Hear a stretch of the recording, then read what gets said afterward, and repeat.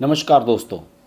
राज्यपालों का जो बदलाव हुआ है बड़े पैमाने पर, इसे लेकर तरह तरह की समीक्षाएं की जा रही हैं और इन्हें इस तरीके से देखने की कोशिश की जा रही है कि नरेंद्र मोदी ने इस साल होने वाले जो राज्यों के चुनाव हैं या फिर 2024 का जो लोकसभा चुनाव होने वाला है, उनका तीसरा टर्म होगा जिसमें उसमें इनकी क्या भूमिका रहने वाली है, उनके इन राज्यपालों के बदलाव को उससे किस तरह से जोड़कर देखा जाए। पिछले दिनों चर्चाएं ये आई थी कि नरेंद्र मोदी साउथ के किसी स्टेट से चुनाव लड़ सकते हैं, यानी कि उत्तर प्रदेश को तो रिप्रेजेंट करेंगे ही, साउथ के किसी स्टेट को भी वो रिप्रेजेंट कर सकते हैं लोकसभा चुनाव में। लेकिन एक बहुत बड़ी बात यह है कि नरेंद्र मोदी तमाम राज्यों को साधने के बीच ये नहीं भूलते हैं कि उत्तर प्रदेश उनके लिए सबसे महत्वपूर्ण स्टेट है।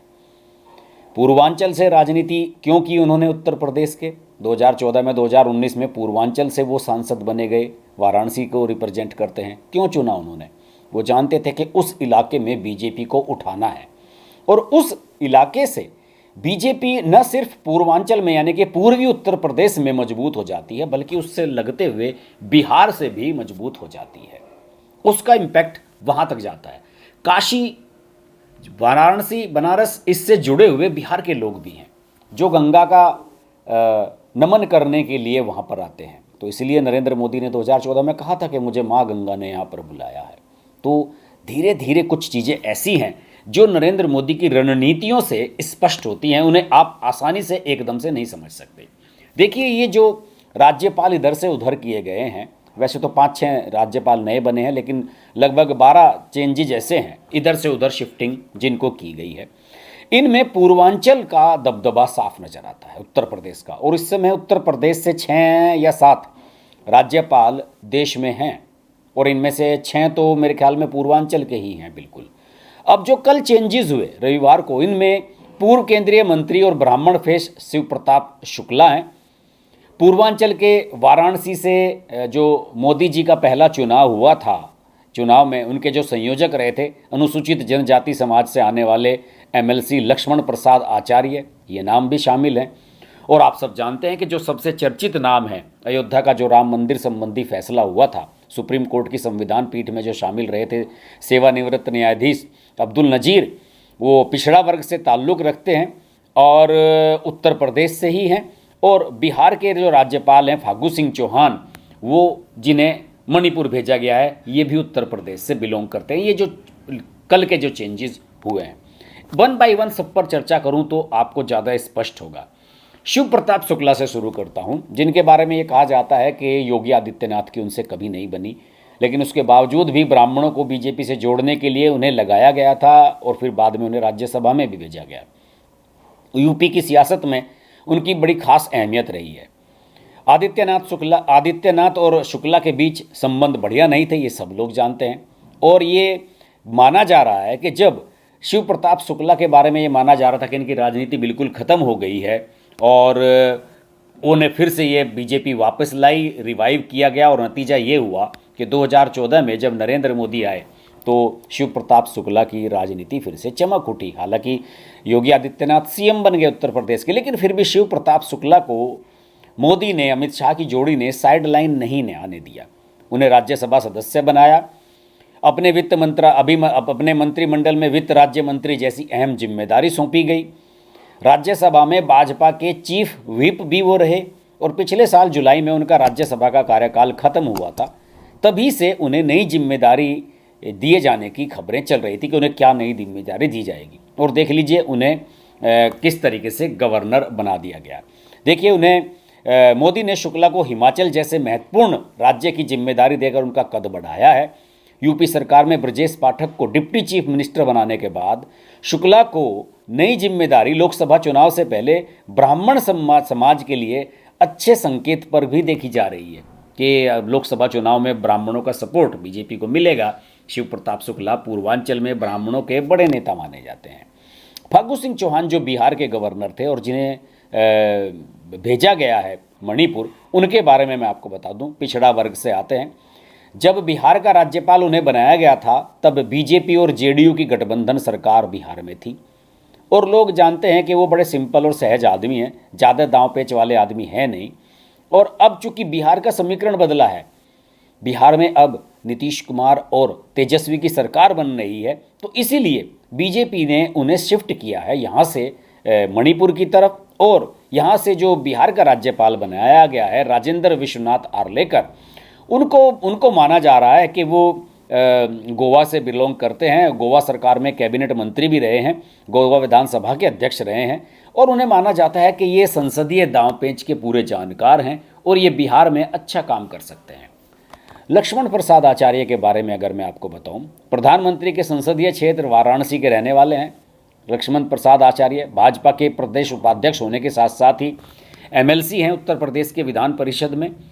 मोदी के करीबी लोगों में उनकी गिनती की जाती है। आरएसएस द्वारा संचालित सरस्वती शिशु मंदिर में शिक्षक रहे लक्ष्मण आचार्य।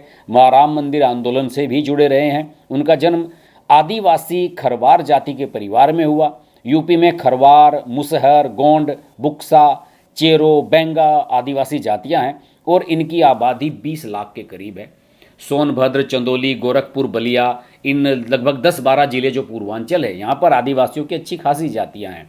तो इसी वजह से लक्ष्मण को आदिवासी बहुल जो सोनभद्र के मूल निवासी हैं उनको इसमें भेजा गया है। लोगों का ये भी मानना है कि जो रामचरितमानस की चौपाइयों के जरिए विपक्ष दलित और पिछड़ों के बीच भाजपा को घेरने की कोशिश कर रहा है, ऐसे में आचार्य को ये नियुक्ति दिया जाना एक बड़ा संदेश है कि बीजेपी के लिए पिछड़े और दलित कितने महत्वपूर्ण हैं। अब्दुल नज़ीर साहब के बारे में मैं आपको पहले भी बता चुका हूं, जो आंध्र प्रदेश के गवर्नर बनाए गए हैं, सुप्रीम कोर्ट के सेवानिवृत्त न्यायाधीश हैं और इसी साल सुप्रीम कोर्ट से जनवरी में ही रिटायर हुए हैं। और उन्हें सीधे तौर पर यूपी से कोई ताल्लुक नहीं है, लेकिन चूंकि राम मंदिर जुड़े हुए विवाद में जो मामला चल रहा था उसमें फैसला देने में उनकी महत्वपूर्ण भूमिका थी, इसलिए इसे बड़ा जोड़कर देखा जा रहा है। तमाम आलोचना भी हो रही है।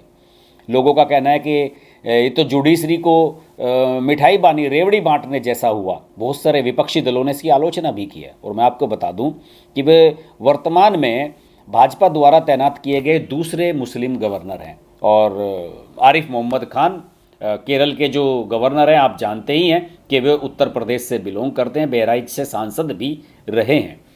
दूसरी ओर बीजेपी के जो वरिष्ठ नेता लोग हैं या जो सीनियर लीडर्स हैं, उनका कहना है कि बीजेपी इस समय पसमंदा व जो उदारपंथी टाइप के थोड़े से लिबरल मुस्लिम्स हैं उनको जोड़ने के लिए विशेष कोशिश कर रही है।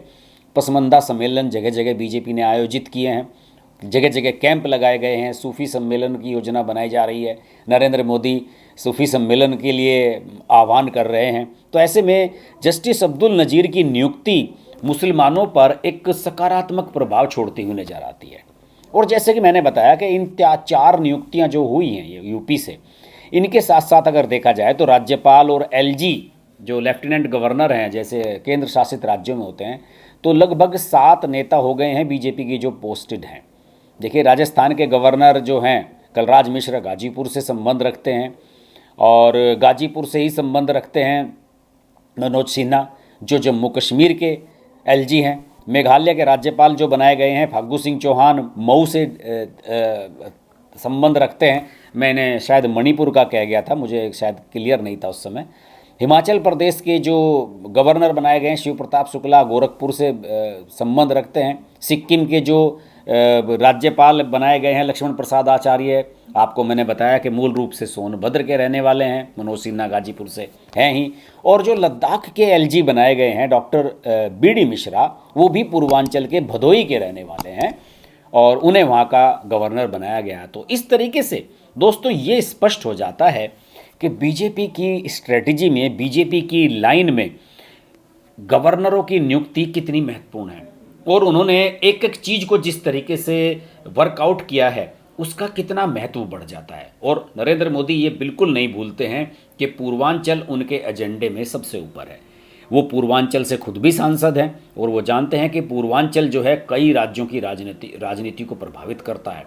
पूर्वांचल में बीजेपी अक्सर कमज़ोर भी रही है, लेकिन पिछले कुछ समय से जो बीजेपी ने सफलता अर्जित करनी शुरू की है, चाहे वो उत्तर प्रदेश के विधानसभा हो चुनाव हो, चाहे लोकसभा चुनाव हो, पूर्वांचल की सफलता का, पिछड़ी जातियों का, ब्राह्मणों का, ये सब बड़ा योगदान बीजेपी की जीत में रहा है। और उसी को ट्रिब्यूट करने के लिए बीजेपी ने लगातार फोकस रखा है इन पर, और इतने सारे गवर्नर उन्होंने पूर्वांचल से बनाए हैं। तो नरेंद्र मोदी भले ही दक्षिण भारत में चले जाएं, लेकिन उत्तर प्रदेश के साथ जो उनका प्यार है, उत्तर प्रदेश के साथ लगाव उनका, वो ख़त्म होने वाला नहीं है। और आपका प्यार भी हमारे साथ बना रहना चाहिए। मेरे इस चैनल को आपने अभी तक सब्सक्राइब किया है या नहीं, तुरंत सब्सक्राइब कर लें। नोटिफिकेशन के लिए बेल आइकन जरूर प्रेस कर लें, वरना लाइव आने का नहीं आपको पता चलेगा। और चैनल के लिए आप कंट्रीब्यूट करना चाहते हैं तो नीचे डिटेल्स दी हुई हैं, डिस्क्रिप्शन में भी हैं। आप चैनल के मेंबर भी बन सकते हैं, मेरे व्हाट्सअप ग्रुप का भी हिस्सा बन सकते हैं।